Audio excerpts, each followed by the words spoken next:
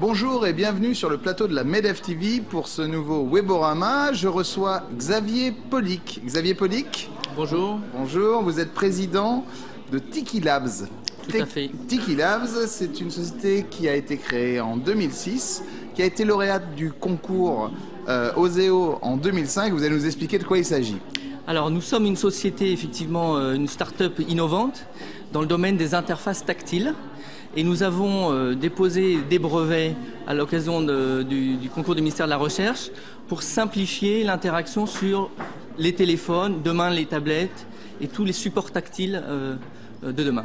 Alors comment ça fonctionne?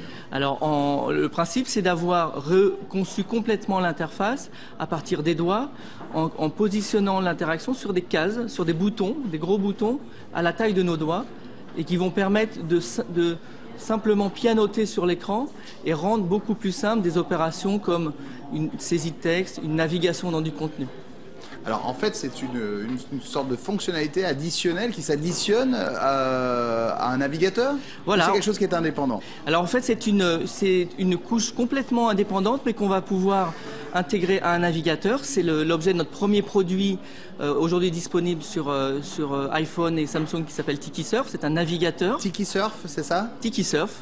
Mais ça a vocation à pouvoir intégrer n'importe quel logiciel d'un éditeur tiers ou même d'être intégré à un site web.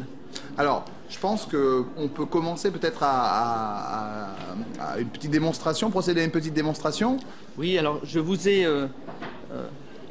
pour la démonstration, j'ai pris un très gros iPhone qui est donc l'iPad et sur lequel on va simplement visualiser notre technologie sous la forme d'un pavé tactile à 6 gros boutons.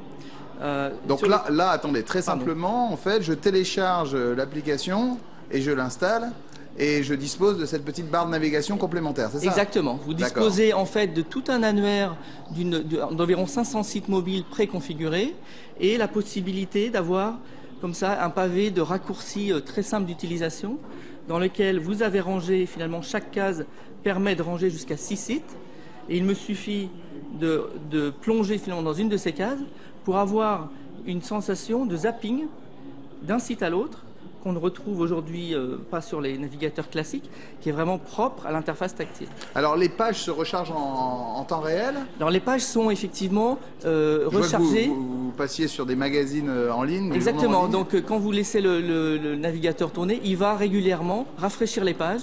On va même vous indiquer la fraîcheur de la page, ce qui fait que vous pouvez développer un usage très fréquent, revenir régulièrement vérifier si l'information a changé.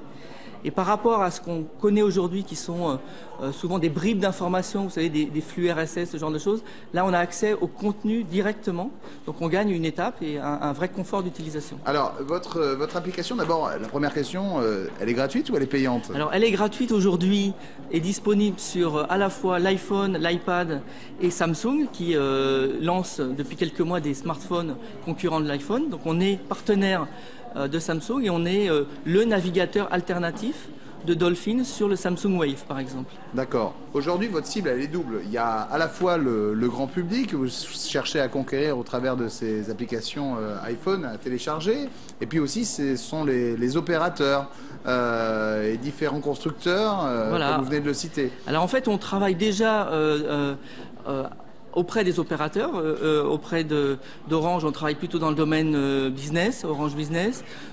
Avec d'autres opérateurs, on va être plus sur améliorer leurs propres applications embarquées dans les téléphones.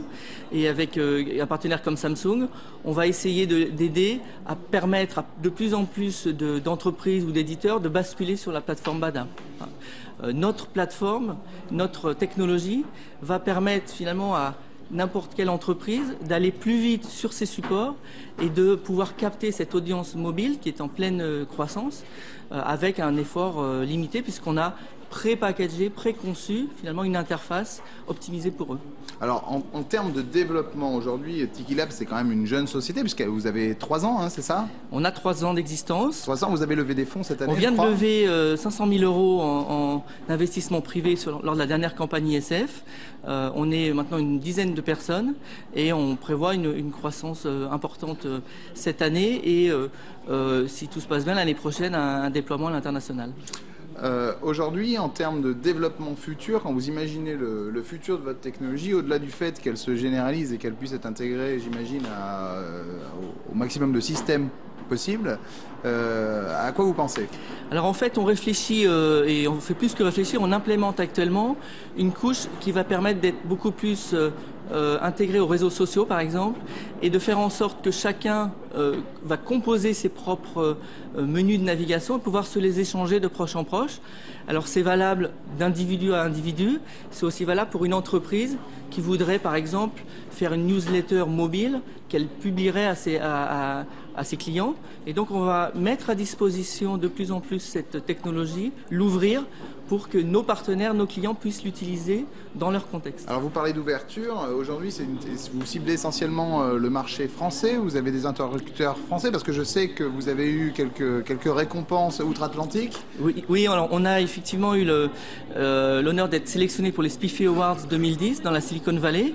Je reviens d'ailleurs d'un deuxième voyage sur place pour établir des connexions avec des acteurs locaux, sachant que nous avons à la fois la possibilité d'accompagner des acteurs en pleine croissance sur leur marché. Par exemple, la santé, l'éducation sont des marchés sur lesquels l'interface tactile est en train d'apporter vraiment un nouvel essor.